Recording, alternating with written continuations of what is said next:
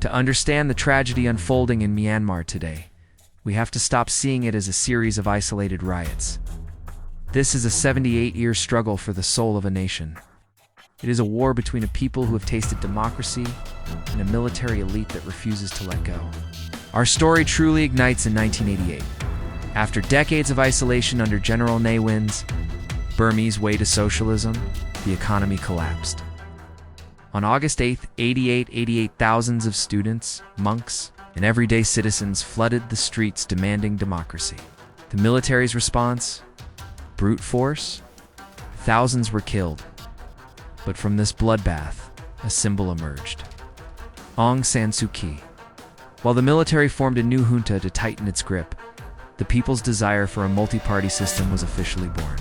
For 20 years, the military played a cynical game. It held elections in 1990, saw the people overwhelmingly choose democracy, and then simply ignored the results. It placed the leaders in prison and kept the country in a disciplined chokehold.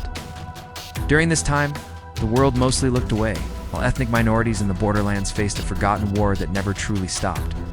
Then came the roadmap to democracy. For 10 years, Myanmar opened up.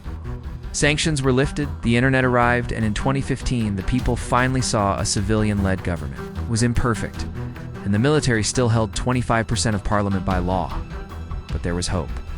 That hope was executed on February 1st, 2021, claiming voter fraud without evidence.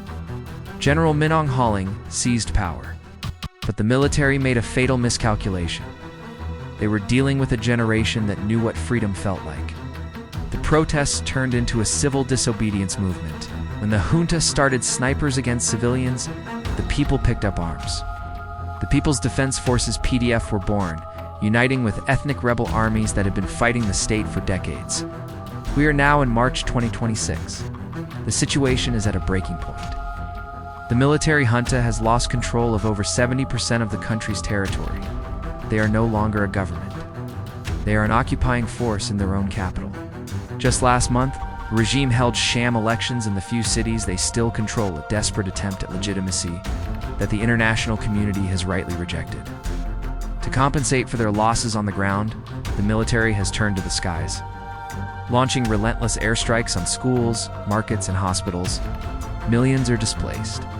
The economy is in ruins. Yet, the resistance, a coalition of students, doctors, and ethnic soldiers, refuses to back down. They aren't just fighting for an election. They are fighting for the right to exist without a boot on their neck. Myanmar's suffering is not a domestic issue. It is a front line in the global battle for democracy. As we sit here in 2026, the people of Myanmar are paying for their freedom with their lives. They have not given up, neither should we. Thank you for watching. Subscribe for more deep dives into the stories that shape our world.